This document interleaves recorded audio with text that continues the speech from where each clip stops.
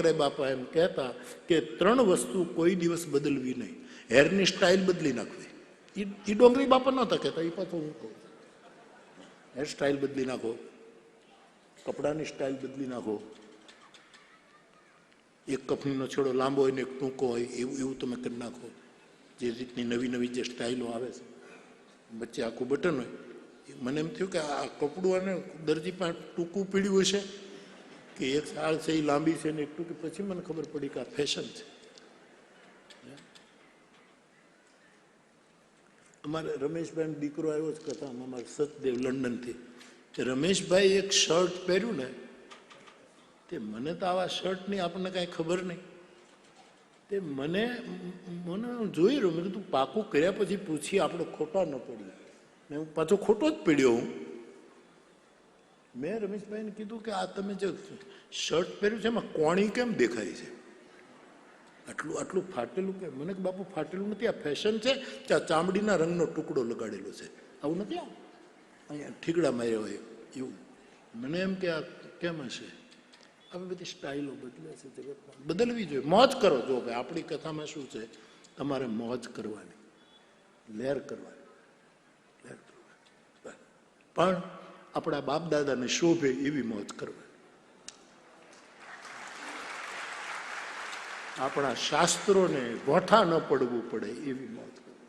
મેં કાલે સંકેતમાં જ કહી દીધું, નાતાલનું પર્વ છે, ખૂબ પ્રેમથી મનાવજો. એ શું કેવું નિર્દોષ ચરિત્ર આપણી પાસે આવ્યું. મને બહુ ગમે છે. આટલી માસુમિયત નથી દેખાતી કે જીસસની જે માસુમિયત છે. અને એમાં એ જે મધર મેરી એ જીસસને લઈને આપણે ક્યાં ગયા હતા? જેરુસલમ. જેરુસલામમાં જે એના ચર્ચમાં જે એનું જે આપણને એમ થાય કે ઊભું ઉતાર્યું છે ચિત્ર, ગજબનું ચિત્ર. જ્યારે જેરુસલમની માનસ ઈસુ પર હું બોલતો હતો ત્યારની આ કથા. પણ બધા જ મહાપુરુષો અવતરિત થયા છે, એને જગતને બહુ આપ્યું છે. આપણે મનાવવું જોઈએ, પણ ગાંડા ન થવાય, ગાંડા ન થવાય. તમે પછી રામનવમી ભૂલી જાઓ તો એ બરાબર ન કહેવાય. જન્માષ્ટમી ભૂલી જાઓ તો એ પાછું બરાબર ન કહેવાય. શિવરાત્રિ ભૂલી જાઓ તો એ બરાબર ન કહેવાય. નવરાત્રિ ભૂલી જાઓ તો એ બરાબર ન કહેવાય. મૂળને પકડી રાખજો દોસ્તો, મૂળને પકડી રાખજો.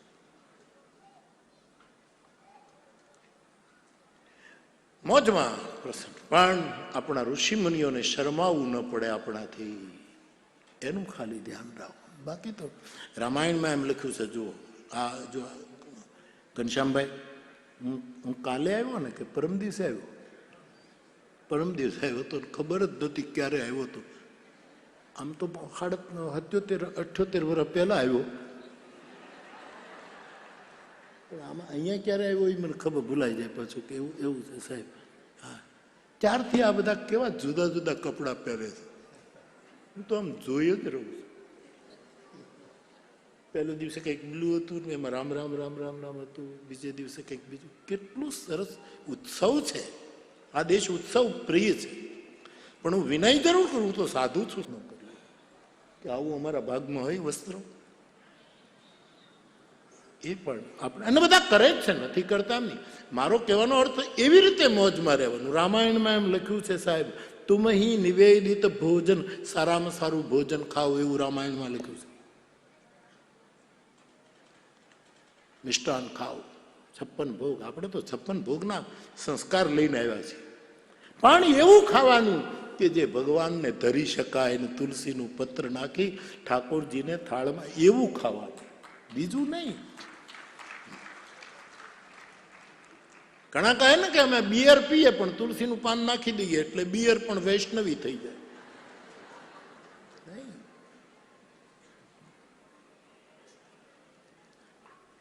આ મારે તમારે કરવું પડશે, અને થઈ રહ્યું છે. એટલે હજી આટલા વર્ષોથી ગાવતો એ મારો અવાજ નથી બેઠો, એ મને ભરોસો છે કે થઈ રહ્યું. ઘણા ટકા આ છોકરાઓ જે રીતે મને પ્રશ્નો પૂછે છે, આ તમારા પરિવારના છોકરાઓ, મને એમ થાય છે કે આ છોકરાઓ ભગવાનની કૃપા છે કે ને આવા આવા પ્રશ્નો સૂઝે છે. Living with less. આ સૂત્ર પકડવું પડશે. અમને અરુણભાઈએ ત્યાં આપણને કીધું જાંજીબારમાં આ વાત કરી. ઓછામાં જીવી લેવું, અમને ખૂબમાં જીવો, પણ એનો 10મો ભાગ બીજા માટે કાઢી નાખો.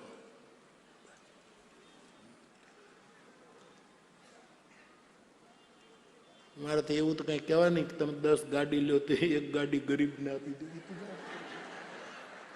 પણ સાવધાન રહેજો, બાવો વિફર્યો છે તો જરાક અઘરું પડે.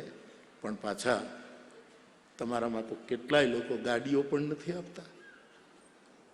યાત્રામાં લઈ જાય, ગાડીઓ આપે, આ કરે, મકાનો આપે. આ બધા આ વડીલો મને ગમે છે એટલા માટે કે એ કંઈક કરી રહ્યા છે, બધા જ કરી રહ્યા. ઘનશ્યામભાઈ પણ કેટલું કરે છે એની રીતે, એની સમજ હશે. એટલે મને ગમે. આવું આપણે કરવું પડશે. Living with less. હું તમને એમ ના કહું કે તમે 3 જ જોડ કપડાં રાખો, એવું હું તમને સલાહ નહીં આપું. ને આપી મારી ઉડી જાય હવામાં, કોઈ માનવાનું નથી. પણ તમે 30 જોડી કપડાં રાખો, પણ એમાંથી 27 જોડી તમારા હોય, 3 કોઈક ગરીબ ના હોવા જોઈએ. અને એ જ કિંમત ના, પાછું કાપડ ન બદલવું જોઈએ. હા, તમે જે કાપડ, અમારી માતાઓ, બહેનો, દીકરીઓ, તમે જે સાડીઓ પહેરી છે ને એમાં 10 તમે લો, 1 કોકને આપી દેવાની, 9 તમારી. મને કહેવાનો અધિકાર છે, કારણ કે હું મારા ગુરુની કૃપાથી, તમારા આશીર્વાદથી એવી રીતે જીવવાની કોશિશ કરી રહ્યો.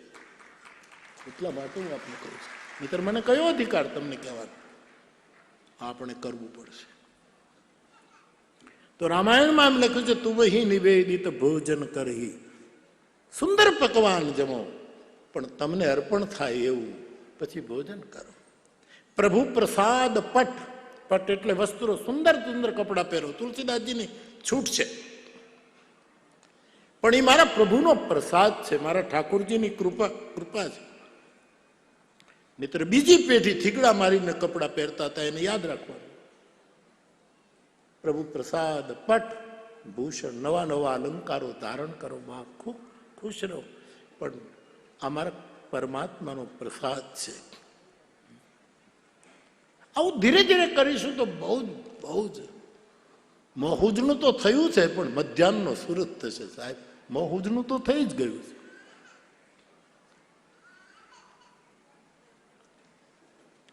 આ રીતે આપણે મોજમાં, આનંદમાં રહીએ. આ જીવતર એટલા માટે છે, મોજમાં રહેવાનું.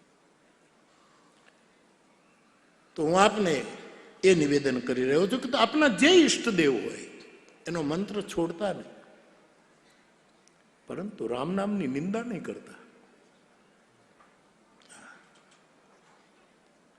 રામ રામ રામ રટવાથી શું થાય?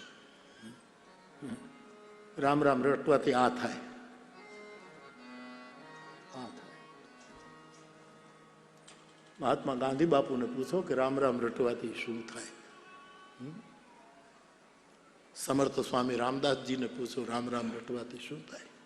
કાનનગઢના રામદાસજીને પૂછો કે રામ નામ જપવાથી શું થાય. તો પરમાત્માના નામનો મહિમા તુલસીદાસજીએ ગાયો છે. બાપ, આપણે ક્યાં મોટા મોટા મંત્રો બોલી શકવાના, ક્યાં જપી શકવાના? ભાષા દોષ થઈ જાય. હરિનું નામ, પ્રભુનું નામ. તો તુલસીદાસજીએ નામનો મહિમા ખૂબ ગાયો છે કે રામ નામ ન હો તો વેદ નિષ્પ્રાણ થઈ જાય. વિધિ હરિહરમય વેદ પ્રાણ સો અગુણ અનુપમ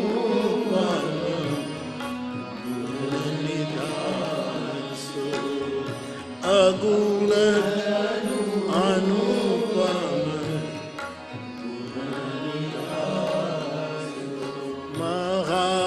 મહામંત્ર જપત મહેશ કાશી મૂર્તિ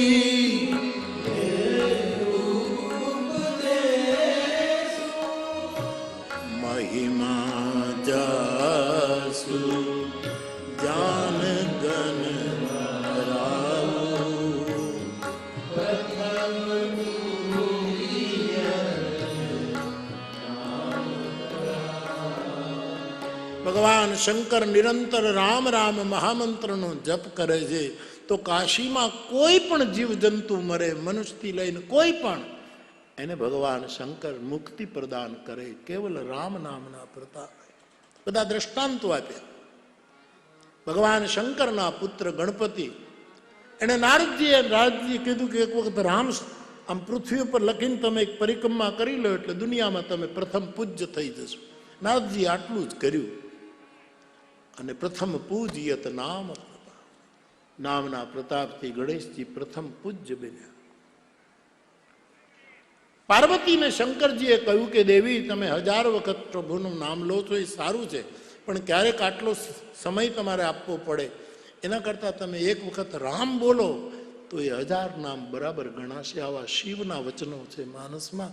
અને ત્યારથી ભવાનીએ પણ નક્કી કર્યું કે સહસ્રનામનો પાઠ જ્યારે સમય મળે ત્યારે કરીશ, બાકી સમય નહીં હોય તો એક વખત રામ બોલું તો સહસ્ર નામ તત્તુલ્યમ રામ નામ અવરાગ નહીં. આખા પરિવારનો એક મંત્ર સાહેબ, આખા પરિવારમાં એક જ મંત્ર હોય ને તો સ્વતંત્રતા બધી હોવી જોઈએ, જેને જે મંત્ર રાખવો હોય, દબાણ ન કરાય. પણ જે પરિવારમાં એક જ મંત્ર હશે, એક જ ઈષ્ટ હશે, એક જ ગ્રંથ હશે, એક જ કોઈ આશ્રય હશે કોઈ ગુરુનું, એ કુટુંબને શાંતિ બહુ હશે. તો બાપ શિવનો આખો પરિવાર રામ મહામંત્રનો જપ કરે છે, સ્મરણ કરે છે. ભગવાન શિવ રામ નામ બોલીને વિષ પીધું તો વિષ એ અમૃતનું પરિણામ આપી ગયું. આ તો સત્ય ઘટનાઓ છે. ચારે કાળમાં, ત્રિકાળમાં, ચારે યુગમાં દરેક જગ્યાએ રામ નામનો મહિમા છે. જેમ રામાયણમાં રામની કથા છે, એમ આ પ્રસંગમાં ભગવાનનું નામ પણ એક નામ પારાયણ છે. નામચરિત માનસ છે. એમાં રામે ત્રેતાયુગમાં જે કર્યું એ કળિયુગમાં અત્યારે એનું નામ કરી રહ્યું છે, એના નામથી થઈ રહ્યું છે. એવો અદ્ભુત મહિમા નામનો બતાવ્યો. તુલસી છેલ્લે લખે છે, રામ નામ કલી અભિમત દાતા હિત પરલોક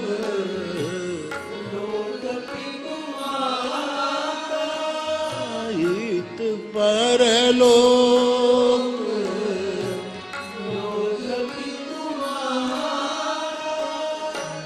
કહો કહા લગી નામ બડાઈ રામન સકરી નામ. તુલસી કહે નામનો મહિમા ક્યાં સુધી ગાઉં કે સ્વયં રામને કોઈ એમ કહે કે તમે તમારા નામનો મહિમા જરા બતાવો તો ભગવાન કહેશે હું મારા નામનું મહિમા નહીં કહી. એટલું નામ નામીથી ઊંચું છે. કુલ મિલાકર એટલું તમારો જે મંત્ર હોય એને સાચવી રાખજો, તમારા ગુરુએ આપ્યો હોય, પરંપરામાં જે હોય મુબારક. પણ કાંઈ ન હોય તો પછી રામ નામ પકડવું, અથવા તો જે મંત્ર હોય પણ બીજાના મંત્રનું ખંડન ન કરવું, બીજાના ઈષ્ટની નિંદા ન કરવી, બીજાના શાસ્ત્રને કાપવા નહીં. આ વૃત્તિ જો આપણે રાખીશું તો વધારે શાંતિ લઈ શકીશું. તુલસીદાસ ચૈતન્ય મહાપ્રભુ થયા, એમણે નામ ઉપર બહુ ભાર દીધો કે નામ જપો, હરે કૃષ્ણ કૃષ્ણ કૃષ્ણ. પણ પછી એને 10 અપરાધો પણ અંદર લખ્યા કે નામ જપનારાએ આ 10 અપરાધોથી બચવું, નહીતર નામનું જેટલું પરિણામ આવવું જોઈએ એટલું નહીં આવે. પણ તુલસીદાસજીને એમ થયું કે આવી 10 શરતો રાખવી એ પણ આ કઠિન કાળમાં બરાબર. ચૈતન્ય ભગવાને કહ્યું એ તો અદ્ભુત જ કહ્યું છે, એમાં તો કોઈ પ્રશ્ન નથી. પણ તુલસીએ તો ત્યાં સુધી કહી દીધું કે ભાવ જાગે, ભાવ ન જાગે, આળસ હોય, પગ લાંબા કરીને સૂતા સૂતા, જમતા જમતા, બગાસા ખાતા ખાતા, કોઈ પણ રીતે રામ નામ લો, પરિણામ આવશે એવું તુલસીદાસ. કોઈ શરત નહીં, કોઈ શરત.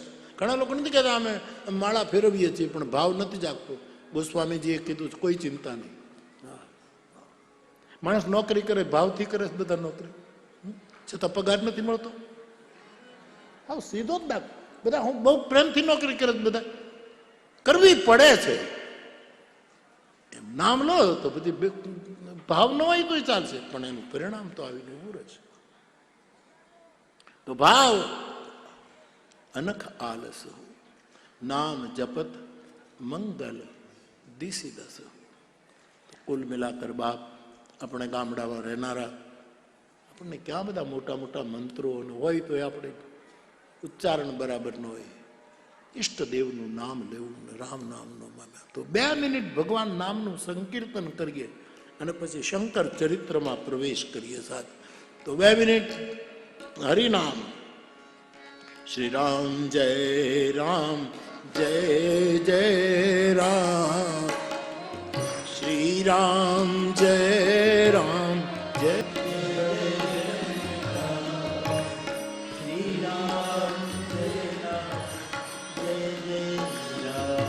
શ્રી રામ જય રામ જય જય રામ, શ્રી રામ જય રામ જય જય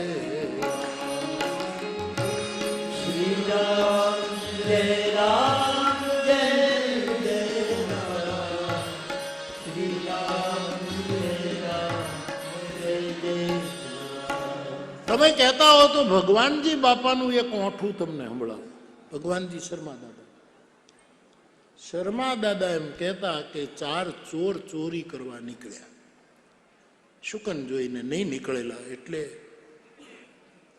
રાતના 3-4 વાગી ગયા, ક્યાંય ચોરી મળી નહીં અને ભૂખ્યા બહુ થયા.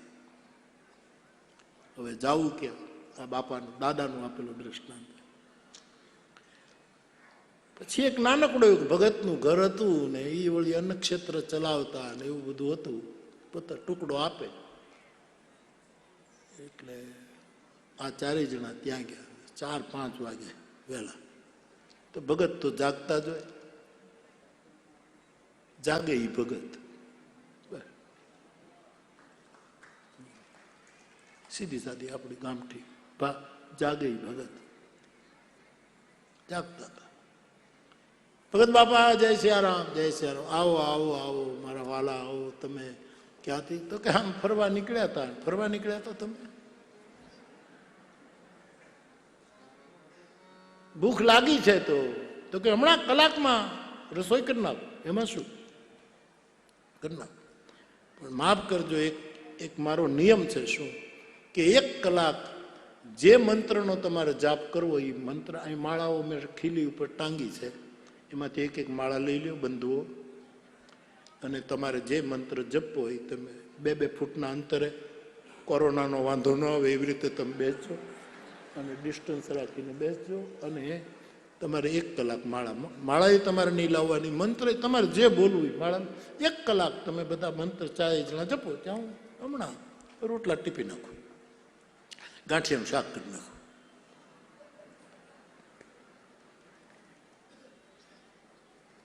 હવે આને ભૂખ લાગી હતી. અહીંયા જો આસનનો ખૂણામાં થડકલો પડ્યો છે, ત્યાંથી એક આસન લઈ લો, બે જાઓ. તે 1.5 ફૂટનું અંતર રાખીને 4 જણા ગયા. ખીલી હતી, તૂટેલી ફૂટેલી માળા લઈને બેસી ગયા. પહેલો જે બેઠો હતો ને એ ચોરને એમ થયું કે ભાઈ ભગતે કીધું છે કે મંત્ર જપો, પણ આપણને તો કાંઈ મંત્ર આવડતો નથી ને કાંઈક ખોટો મંત્ર બોલાઈ જાય તો વળી પાછું તકલીફ થાય. એટલે પાપ ન લાગે એટલે એણે શું શરૂ કર્યું? માળા લઈને ભગત કહે એમ કરું છું, ભગત કહે એમ કરું છું. એક મણકો આ એનો મંત્ર. ભગત કહે એમ કરું છું, ભગત કહે એમ કરું. બીજો ચોર બેઠો તો એને જોયું કે ઓહો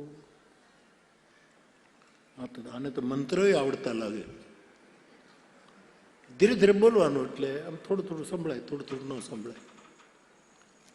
એટલે આને એમ થયું કે ભાઈ આપણે પાપમાં પડીએ એના કરતા આપણે શું ઓલો શું કે ભગત કહે એમ કરું છું. એટલે બીજાએ શું કર્યું? શરૂ કર્યું આ કરે એમ હું કરું છું. આ કરે એમ હું કરું છું, આ કરે એમ હું કરું છું. એને ઈ શરૂ કર્યું. ત્રીજો 1.5 ફૂટના અંતરે બેઠો હતો. એણે જોયું કે જિંદગીભર ચોરી જ કરી, મંત્રની સાથે કાંઈ લેવા દેવા નહીં. અને બરાબર કાન દઈને સાંભળ્યું. પહેલો બોલે ભગત કહે એમ કરું છું, બીજો બોલે આ કરે એમ કરું છું. એટલે ત્રીજાએ કીધું આ ધતિંગ ક્યાં સુધી ચાલશે? આ ધતિંગ એને વળી એવો માળા શરૂ કરી, આ ધતિંગ ક્યાં સુધી ચાલશે? આ 3 જણાએ જપ શરૂ. ચોથાએ જોયું આ ધતિંગ ક્યાં સુધી ચાલશે?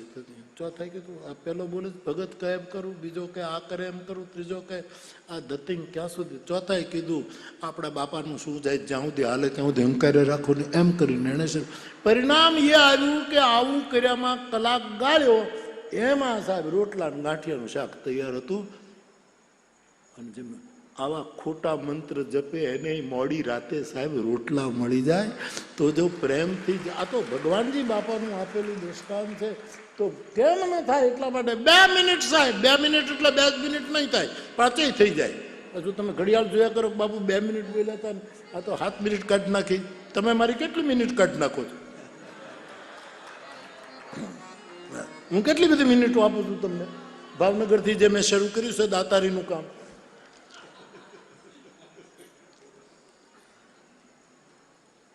2-4 મિનિટ ભાવથી સાહેબ. હરિનામ, એક તાળી.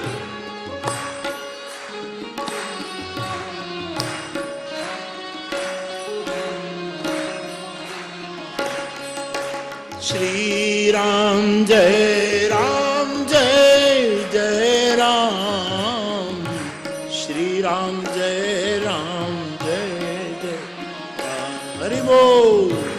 શ્રી રામ જય રામ જય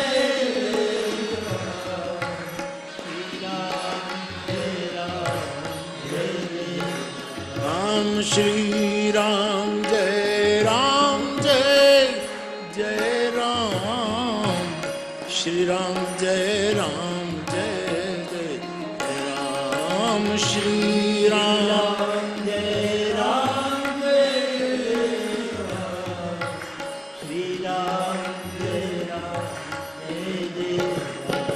શ્રી રામ જય રામ જય જય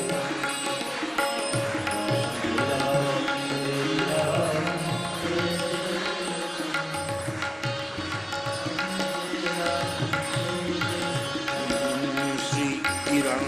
શ્રી રામ જય રામ જય જય રામ, શ્રી રામ જય રામ જય જય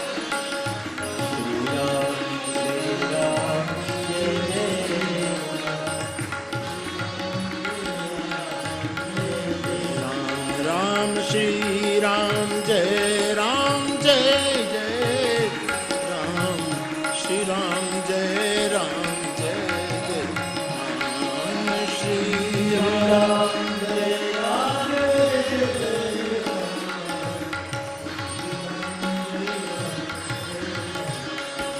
Shri Ram Jai Ram Jai Ram, Shri Ram Jai Ram Jai Jai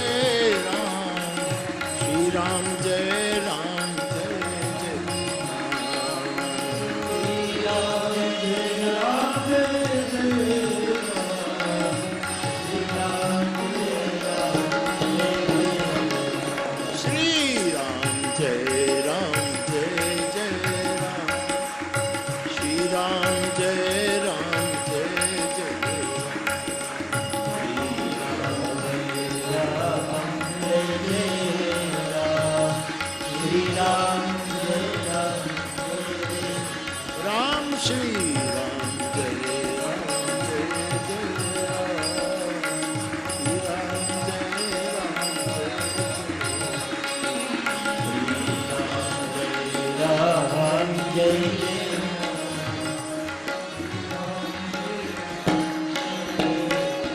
Jai Siya Ram, Jai Siya Ram, Jai Siya Ram. તો પ્રભુના નામનો મહિમા તુલસીદાસજીએ બાલકાંડમાં કથાના ક્રમમાં વર્ણવ્યો. અને પછી તુલસીદાસજી આ કથા કઈ રીતે આગળ વધી એની તારીખો આપે છે, એનો આખો ઇતિહાસ કહે છે. સૌ પ્રથમ આ જે ગ્રંથ સદગ્રંથ છે રામચરિતમાનસ રામાયણ, એ ભગવાન શિવે રચના કરી. રચના કરી પોતાના હૃદયમાં આ ગ્રંથને રાખ્યો. માનસ એટલે હૃદય. રચી મહેશ નિજ માનસ રાખા, પોતાના માનસમાં રાખ્યો. સમય મળ્યો ત્યારે એમણે પોતાના ધર્મપત્ની પાર્વતીને આ કથા સંભળાવી. પછી સમય આવ્યો, એ જ કથા ભગવાન મહાદેવે કાગભૂસુંડીજીને આપી અને કાગભૂસુંડીજીએ ગરુડને આ કથા સંભળાવી. આખી પરંપરાનું વર્ણન આવ્યું.